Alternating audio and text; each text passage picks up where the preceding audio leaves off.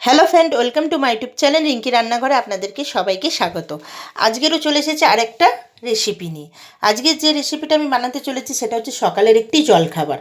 আপনারা চাইলেন বিকেলেও এটা বানিয়ে খেতে পারেন। আজকের বানাতে চলেছি মেথির পরোটা। এইভাবে বানালে কিন্তু একটু পরোটাগুলো তেতো লাগবে না।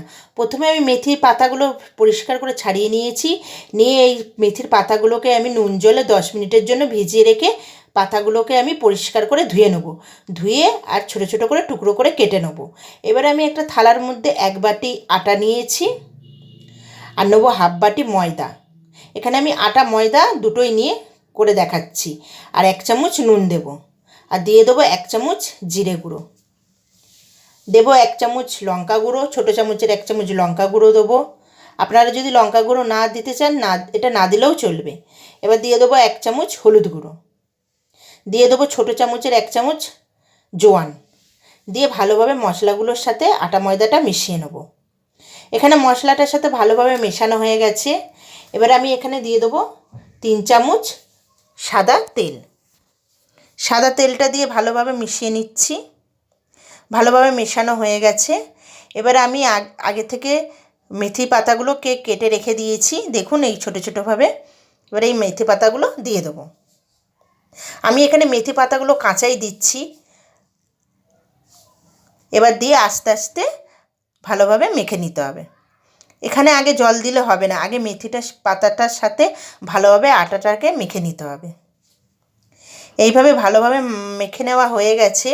এবারে আমি অল্প করে জল দেব, একদম অল্প অল্প করে। একসাথে বেশি জল দিলে হবে না, যেহেতু পাতাটার মধ্যে একটু জল আছে। এই অল্প পরিমাণ করেই জল দিতে হবে। আর আমি এখানে ঠান্ডা জল দিচ্ছি। এইভাবে আটাটা ভালোভাবে মেখে নিতে হবে। এখানে আটাটা দেখুন মাখা হয়ে গেছে। আর আটাটা বেশি নরম মাখলে হবে না, একটু শক্ত করে মাখতে হবে। এখানে আটাটা মাখা হয়ে গেছে। এবার আমি আটাটাকে 10 মিনিটের জন্য ঢেকে রেখে দেবো। 10 মিনিটের জন্য ঢেকে রেখে দিচ্ছি। 10 মিনিট হয়ে গেছে। আমি আর একটু আটাটা মেখে নেব। এখানে আটাটা মাখা হয়ে গেছে। এবার আমি এর থেকে লেচি কেটে নেব। এখানে আমি 3টে লেচি কেটে নিচ্ছি এইভাবে। এখানে লেচিগুলো কাটা হয়ে গেছে। এবার আমি একটা একটা করে বেলে নেব। প্রথমে একটু আটা নেব, নিয়ে ভালোভাবে লেচির মধ্যে দিয়ে দেবো। দিয়ে এইভাবে বেলে নেব। ওইদিকে আমি তাওয়াটা বসিয়ে দিয়েছি গরম হওয়ার জন্য। ওইদিকে গরম হচ্ছে তাওয়াটা, আর আমি এদিকে পরোটাটা বেলে নিচ্ছি। আমি এখানে গোল করে দেখাচ্ছি, আপনারা যে যেমন পারেন সেই হিসাবে পরোটাটা বানাতে পারেন। আমি গোলভাবেই বানিয়ে দেখাচ্ছি। এদিকে বেলা হয়ে গেছে, তাওয়াতেও গরম হয়ে গেছে তাওয়াটা। এবার পরোটাটা আমি দিয়ে দেব। দিয়ে একদিকটা হতে দেব। একদিকটা হয়ে গেছে। এবার আমি পরোটাটা উল্টে দিচ্ছি। দিয়ে এই দিকটা আমি সেঁকে নেব। দিকটা সেঁকা হয়ে গেছে। এবার আমি তেল দিয়ে দিচ্ছি। তেল দিয়ে ভালোভাবে ভেজে নেব। একদিকটা ভেজে নিচ্ছি। এবার আমি উল্টে দেব। দিয়ে এই দিকটাও ভেজে নেব। দেখুন কি সুন্দর লাল করে ভাজা হয়ে গেছে। এইভাবে পুরোটা ভেজে নেব। চেপে চেপে ভাজতে হবে। আর গ্যাসটা একদম একটু লো রাখতে হবে, হাই দিলে হবে না, তাহলে পরোটাটা পুড়ে যাবে।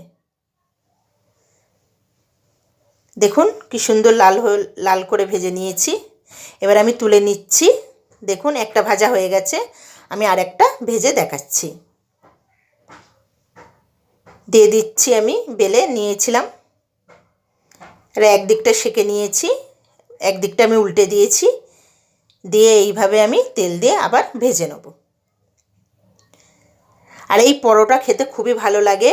আর এই পরোটাটা শুধু শুধুই খাওয়া যায়, এর সাথে আর কিছু লাগে না। আপনারা কিন্তু অবশ্যই বাড়িতে এইভাবে মেথির পরোটা বানিয়ে খেয়ে দেখবেন। আর আমার চ্যানেলটিকে যারা এখনও সাবস্ক্রাইব করেননি অবশ্যই সাবস্ক্রাইব করবেন, আমার পাশে থাকবেন। আর লাইক কমেন্ট শেয়ার করবেন। আর বেল আইকনটাকে অবশ্যই টিপে দেবেন যাতে আমার রান্নার নোটিফিকেশান যায় আপনাদের কাছে। দেখুন কি সুন্দর ভাজা হয়ে গেছে। আর এই পরোটাটা বাচ্চারাও খেতে খুব ভালোবাসবে। এখানে পরোটাটা ভাজা হয়ে গেছে। এবার আমি পরোটাটা তুলে নেব। দেখুন কি সুন্দর ভাজা হয়ে গেছে।